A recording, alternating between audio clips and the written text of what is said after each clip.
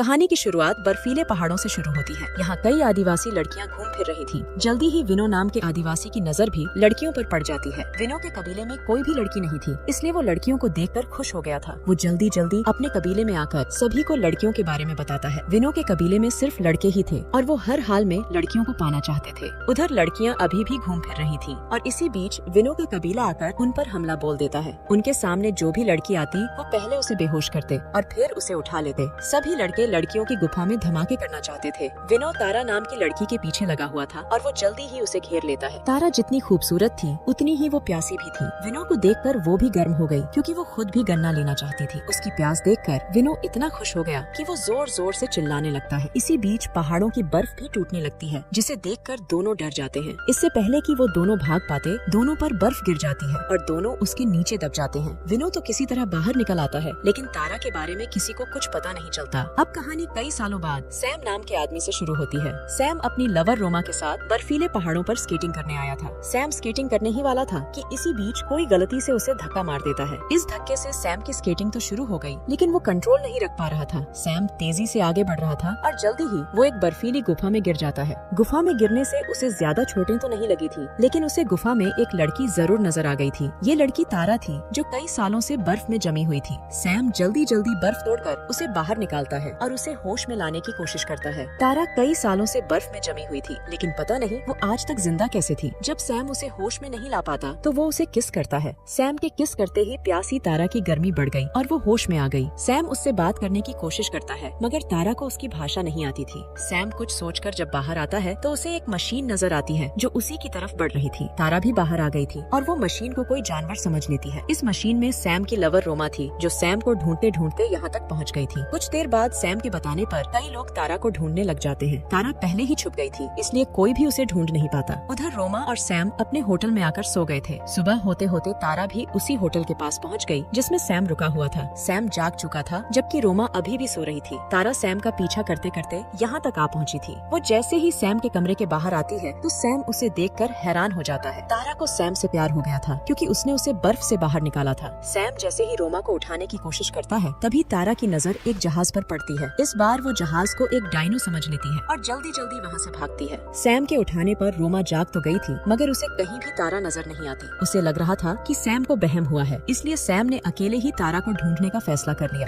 वो तारा को अपनी गाड़ी में बैठकर ढूंढने लगा था। वैसे तारा उसी गाड़ी में छुपी हुई थी जिसमें बैठकर सैम उसे ढूंढ रहा था। तारा जैसे ही उसके सामने आती है तो सैम एकदम से घबरा जाता है और इसी के साथ उसकी गाड़ी भी पलट जाती है। वैसे इन दोनों को कोई चोट नहीं लगी थी। तारा गाड़ी से निकलकर उसे सीधा करने लगी। वो देखने में जितनी खूबसूरत थी उतनी ही ताकतवर भी थी। गाड़ी को सीधा करने के बाद दोनों फिर से चल पड़े। सैम तारा को पागल समझ रहा था क्योंकि उसे नहीं पता था कि तारा एक आदिवासी लड़की है जो कई सालों तक बर्फ में जमी रही। असल में जिस तरह के कपड़े पहनकर तारा घूम रही थी, उसे देखकर कोई भी उसे पागल समझ सकता था। इसलिए सैम भी उसे पागल समझकर पागल खाने की तरफ ले जा रहा था। रास्ते में एक जगह रुककर वो गैस डलवाने लगा। इस बार भी तारा को गैस पाइप एक डायनो लगा और वो उसे डायनो समझकर अपने दांतों से काट देती है। उसकी इस हरकत से सैम को पूरा यकीन हो गया था कि तारा सच में पागल ही है। कुछ देर बाद दोनों पागल खाने के बाहर पहुंच गए। सैम तारा को गाड़ी में ही लॉक कर अंदर आ जाता है। वो डॉक्टर को सब बताता है कि मुझे बर्फ में एक लड़की मिली थी। उसकी बात सुनकर डॉक्टर उसे ही पागल समझता है और उसके कहने पर सैम को एक कमरे में बंद कर दिया जाता है। जब सैम काफी देर तक बाहर नहीं आता तो तारा गाड़ी का दरवाजा तोड़कर बाहर निकल आती है। बाहर आकर वो सैम को ढूंढने लगी और वो जल्दी ही सैम के पास पहुँच जाती है। सैम जिस कमरे में बंद था, तारा उसी कमरे की खिड़की के पास पहुँच गई थी। तारा जल्दी जल्दी खिड़की तोड़कर सैम को बाहर निकालती है और फिर वो दोनों वहाँ से भाग जाते हैं। थोड़ा आगे आने के बाद सैम गाड़ी रोकता है और तारा को जबरदस्ती बाहर निकालता है। वो तारा को सिरफिरी लड़की समझ रहा था, इसलिए वो उसे अकेली ही छोड़कर चला जाता है। इसी जगह के आसपास दो प्रेमी भी घूम रहे थे। वो एक खाली जगह में आकर प्यार करने लगे और तारा छुपकर उन्हें देखने लगी। दोनों को प्यार करते देखकर तारा भी गर्म हो गई, जिसके बाद वो उसी तरफ जाने लगी जिस तरफ सैम गया था।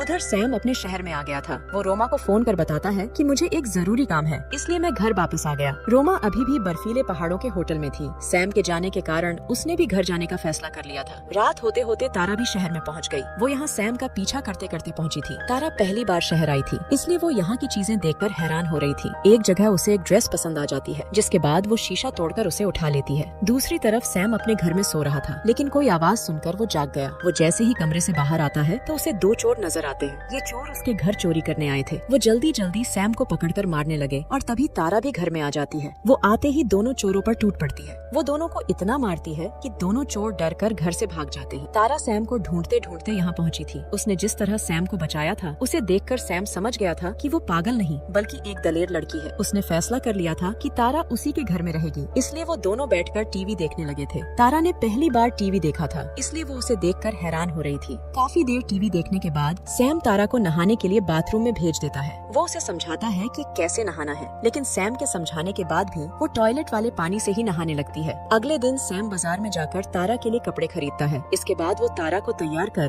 उसे पूरा शहर दिखाने लगता है। दूसरी तरफ सैम की लवर रोमा सैम के घर पहुंच गई थी। यहाँ आते ही वो तारा के जंगली कपड़े पहनकर नाचने लगी। उसे लगा कि सैम ने उसके लिए नई ड्रेस खरीदी है, इसीलिए वो उसे पहनकर नाच रही थी। इसी बीच पागल खाने वाले डॉक्टर उसे खिड़की से देख लेते हैं। वो साले रोमा को पागल समझते हैं क्योंकि वो जंगली कपड़े पहनकर नाच रही थी। वो धीरे धीरे घर में आते हैं और धीरे से रोमा को बेहोश कर देते हैं। इसके बाद वो जल्दी जल्दी उसे उठाकर भाग भी जाते हैं। कुछ देर बाद रोमा पागल खाने की कैद में थी और डॉक्टर उसे ध्यान से देख रहे थे। जल्दी ही रोमा को होश आ गया। होश में आते ही वो डॉक्टर को समझाती है कि मैं पागल नहीं हूँ, मगर डॉक्टर उसकी बात नहीं मानते और इसी बीच सैम पुलिस लेकर उनके पास आ जाता है। सैम के कहने पर पागल खाने वाले रोमा को छोड़ देते हैं। कुछ देर बाद रोमा सैम के घर में थी और दोनों बैठकर खाना खा रहे थे। इसी बीच तारा बाहर से दोनों को देख लेती है। जिस तरह से बैठकर वो दोनों खाना खा रहे थे, वो चीज तारा को बिल्कुल पसंद नहीं आती। सैम भी उसे देखकर घबरा गया था, जिसके बाद वो बहाना बनाकर जल्दी जल्दी बाहर आता है। बाहर आकर वो जैसे ही तारा को समझाने लगता है तो तारा उस पर हमला कर उसे अपने साथ ले जाती है। इसके बाद वो उसे अपनी गुफा में लाकर उसके साथ अपनी प्यास बुझाती है। प्यास बुझाने के बाद वो सैम को जंगल में अकेला छोड़ देती है ताकि सैम भी ताकतवर बन सके। कुछ महीनों के बाद रोमा ने सैम को जंगल में देख लिया था और वो उसे पकड़कर पागल खाने में ले आई थी। पागल खाने में सैम का इलाज चलता है और जब वो ठीक हो जाता है तो उसे छोड़ दिया जाता है। सैम अब हर जगह तारा को ढूंढ रहा था। कहानी के आखिर में उसे एक दिन तारा मिल जाती है, जो अब पूरी तरह शहरी बन चुकी थी। दोनों एक दूसरे को प्यार करते हैं और दोनों एक साथ हो जाते हैं। वैसे तारा एक रहस्यमयी कबीले से वास्ता रखती थी, जिसमें सिर्फ लड़कियां ही पैदा होती थी। तारा के कबीले की लड़कियां बर्फीले पहाड़ों में ही रहती थी और वो कई 100 सालों तक जिंदा रहती थी। इसी के साथ इस कहानी का यही अंत